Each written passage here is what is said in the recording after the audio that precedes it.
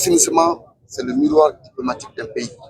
Quand un étranger arrive de l'aéroport à l'hôtel, les premières observations, c'est la salubrité. S'il vous plaît, c'est parti. Vous voyez un peu, même pour s'ajuster et pouvoir communiquer le désordre qu'il y a autour de ça. C'est le reflet du but de comportement de tous les jours. Et ce soir, ce n'est pas un lancement d'une activité de curage de caniveau. Parce que depuis pratiquement 3 semaines, le gouvernorat et l'ensemble des acteurs travaillent en prélude de la saison des pluies. Dans les conditions normales, on était censé commencer en ville. Et si vous voyez aujourd'hui que nous sommes jusqu'au niveau de Kenya, c'est parce que de la ville à Kenya, il y a eu des efforts qui ont été fournis. Alors, vous, hommes de médias, tout ce que nous vous demandons, dans le cadre de la lutte contre l'insalubrité, c'est un appui. C'est la conscientisation de nos populations. Ce qui se passe dans notre pays aujourd'hui, avec l'insalubrité, ça ne date pas d'aujourd'hui.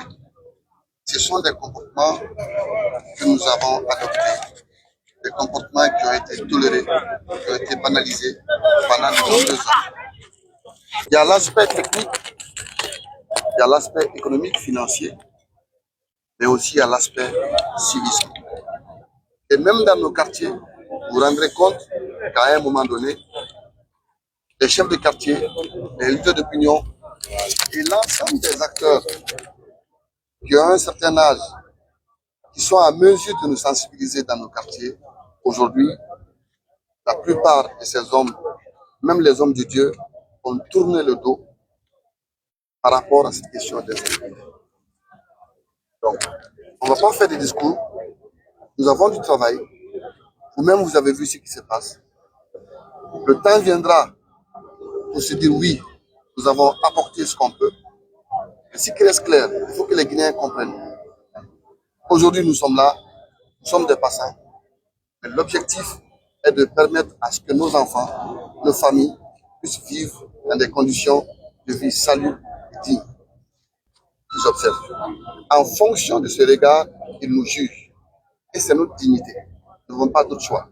Il faut qu'on se donne la main. Certes, le combat est très difficile, mais on va y arriver. Il y a beaucoup d'efforts qui sont fournis.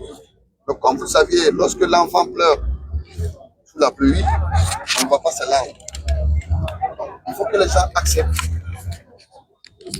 de refuser catégoriquement de jeter les ordures dans la rue. On pense qu'on fait à quelqu'un. Non, c'est à nous-mêmes. Quand vous sortez de ce pays, vous avez un seul passeport, vous avez une seule nationalité. C'est la Guinée. Cette Guinée-là, elle appartient à nous tous. Quand elle va bien, c'est dans l'intérêt de tous les Guinéens. Et quand elle va mal, c'est aussi tous les Guinéens qui doivent le sentir. Donc nous demandons, ici, on lance un appel à l'ensemble des populations, des acteurs, des chefs de quartier, même vous des médias. Je pense que si vous nous accompagnez dans cette lutte, on va y arriver. Souvent, ce sont les critiques que nous observons.